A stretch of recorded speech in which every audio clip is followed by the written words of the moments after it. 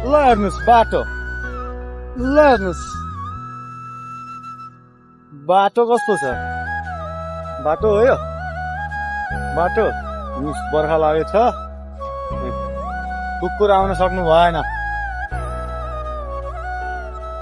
अझ एक स्टेप रास्ता यस्तो भिरबाट पार गर्नुपर्छ कपाल लाएर, ढुङ्गा समाउँदै समाउँदै पर्दैन। ल फाइनली पार भयो। ओहो पहिरो गयो।